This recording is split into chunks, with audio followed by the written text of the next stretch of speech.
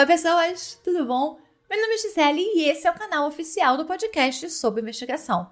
Não esqueçam de apertar o botão de se inscrever, deixar o seu curtir, ativar as notificações clicando aqui no sininho e compartilhar o caso se você gostar.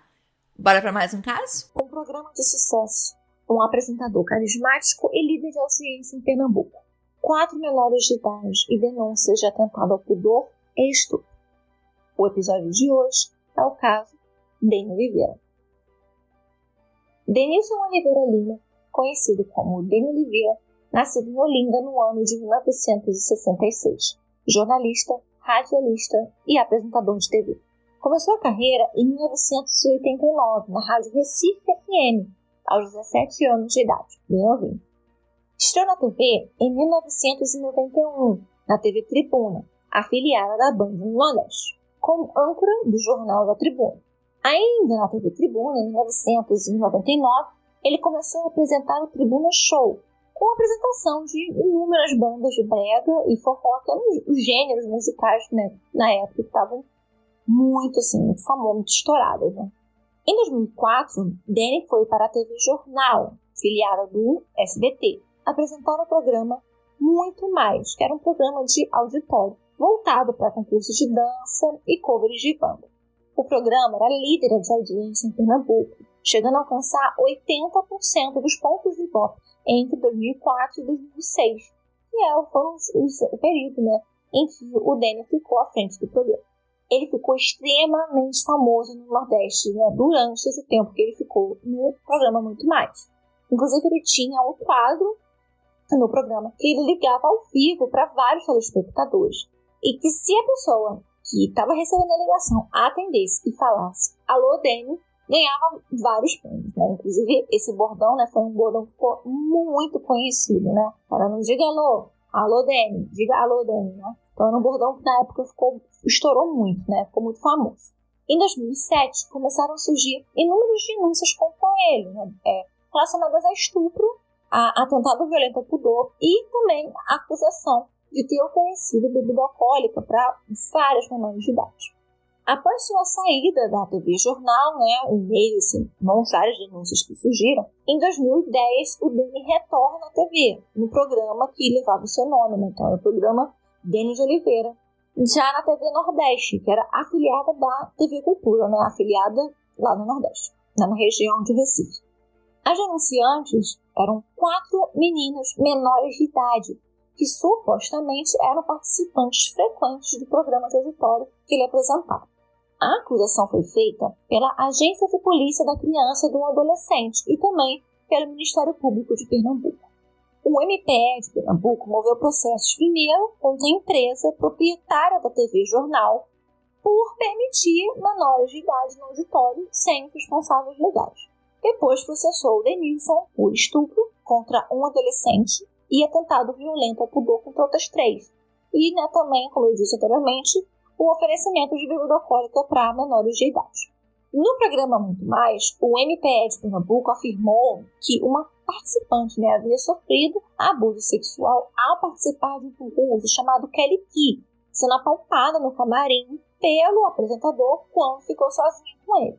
Outras denúncias eram de constranger também várias crianças num concurso que o programa fez do RBD Cover. Aliás, gente, durante a minha pesquisa, o que tem de cover, de banda, de concurso que esse homem fez, foi muito, pensa numa banda que fizesse muito sucesso nessa época.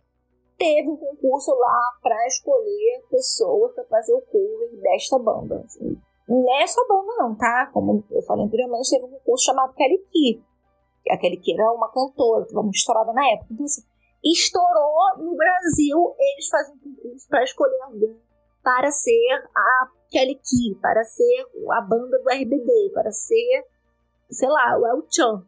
Então, tinham muitos concursos. É incrível. Eu nunca vi tanto concurso cover num programa como eu vi nisso. O chamado maestro, né? Ele, na verdade, era mais um assistente de palco. Ele tocava teclado no programa, né? O Cristiano dos Santos Costa também foi denunciado por atentado violento ao pudor e estupro presumido de 2 jovens de 13 anos durante, né, o programa, no concurso da banda Calypso. Como eu disse, eram vários concursos. Em novembro de 2010, o juiz José Renato Bezerra condenou Dene por estupro em primeira instância, a 15 anos de reclusão. Mas apesar, da condenação, ele não foi preso imediatamente, não. Ele recebeu, o direito de responder ao processo em liberdade. Não só o processo, em que ele foi condenado, como os recursos que ele ia perpetrar depois da condenação. O pedido de prisão preventiva foi negado e encaminhado para a Câmara Criminal do Tribunal de Justiça de Pernambuco. E os desembargadores negaram a prisão, assim, por unanimidade. As promotoras do caso, Cristiane de Guzmão Medeiros e Cristiane Caetano da Silva, entraram com um recurso pedindo o aumento da pena, depois da condenação, aquela de 15 anos de reclusão. Elas alegavam que a defesa era muito frágil, porque desqualificava as vítimas e vitimizava o réu. E também por entender que vários crimes foram cometidos em locais e datas diferentes.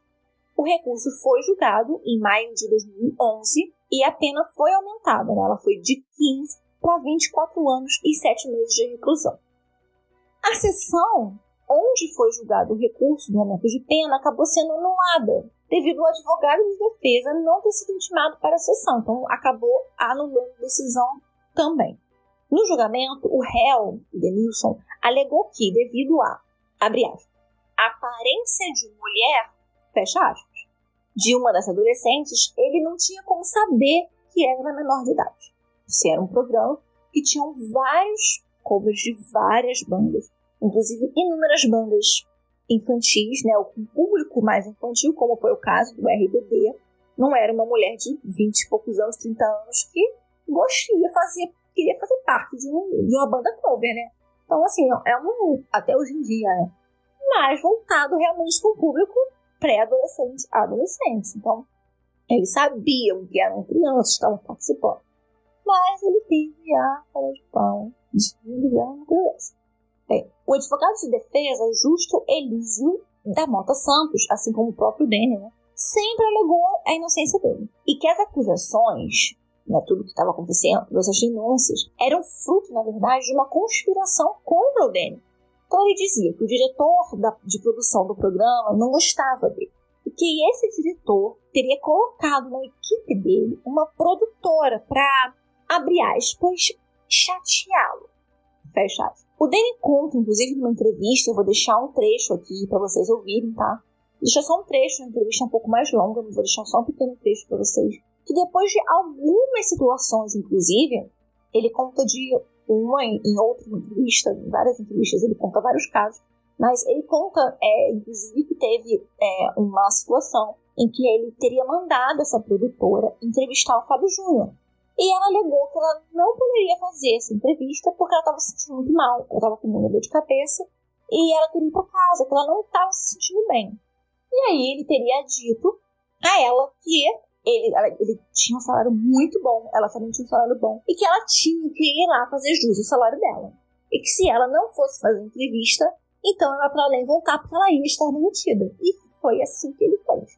Ela realmente foi para casa e ela foi desligada.